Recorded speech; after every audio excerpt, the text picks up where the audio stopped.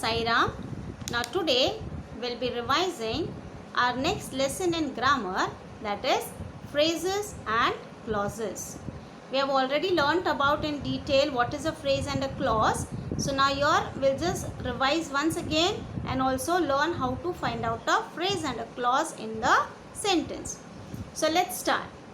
So what is a phrase? A group of words which makes sense but not complete sense is called a phrase. It has no subject or predicate of its own.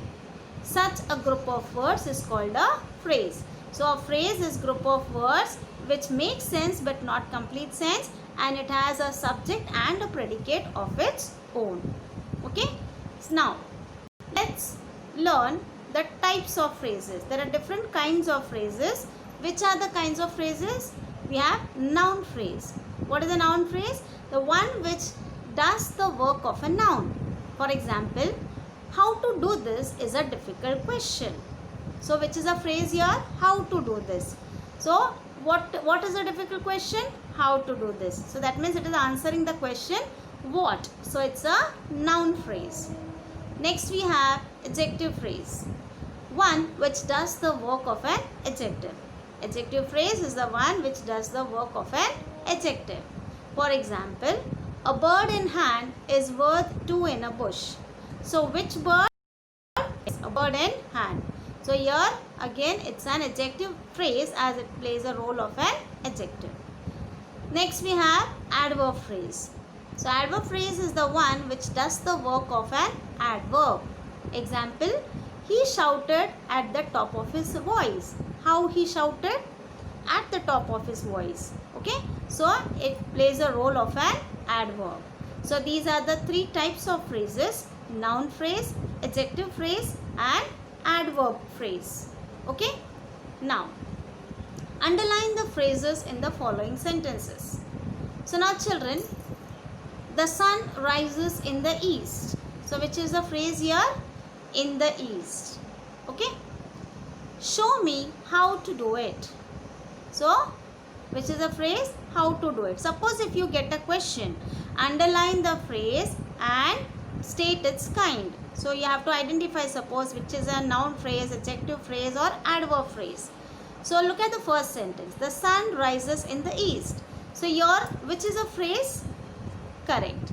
In the east. So what phrase it will be, children? Noun, adjective, adverb. Yes? You ask a question to the phrase. Where does the sun rise? Yes, it rises in the east. You ask a question in the sentence, you will get an answer from the phrase where it rises in the east. So when it is answering the question where, what phrase it will be? Yes, it is an adverb phrase. Okay. Then show me how to do it. Now which is the phrase in the sentence? How to do it. So here what question you will ask?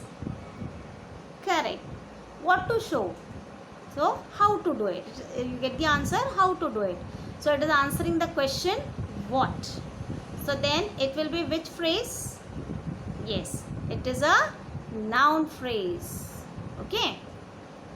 Then it was a sunset of great beauty. Yes. Now here you tell me which phrase it will be. It was a sunset of great beauty.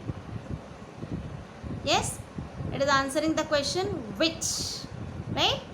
So here it will be adjective phrase. Yes. Then there came a giant to my door. Yes. So here which phrase it will be? There came a giant to my door. Where? To my door. So this will be which phrase? Correct. It will be adverb phrase. Okay.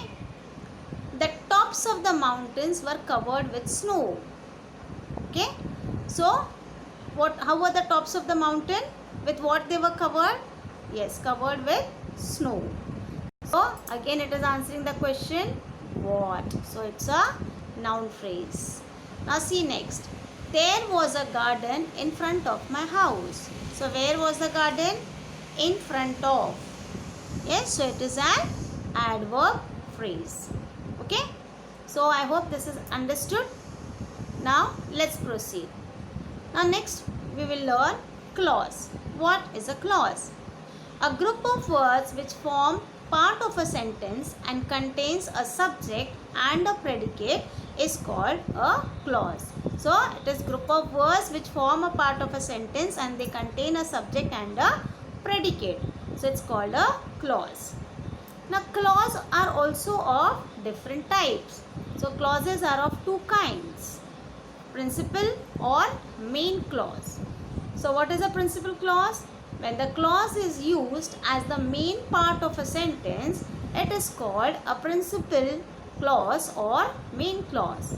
Example, I shall do it now, or I shall not do it at all.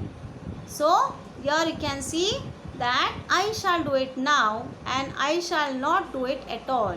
So here these underlined sentences are principal or main clauses. Okay. Then next we have subordinate clause. Okay. So the clause subordinate clause. Now what is a subordinate clause? When a clause is used not as the main part of a sentence, it is called a subordinate clause. For example, see, we cannot start while it is raining. So which is the clause underlined here? While it is raining. So it is not used as a main part of a sentence. So here, while it is raining is the subordinate clause because it is dependent on the main clause, we cannot start. So which is the main clause here? We cannot start. And which is the subordinate clause? While it is raining. So this subordinate clause is dependent on the main clause. So it is also called as a dependent clause. Okay.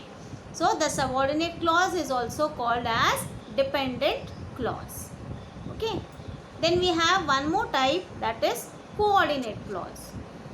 An independent clause that is connected to another one of equal importance, often with a conjunction such as and, but, or. For example, in the sentence, he died and she married again, there are two coordinate clauses. Okay, so you can see here that they are joined with the conjunction and. So when a sentence is joined with a conjunction, then it has a coordinate clause. Okay.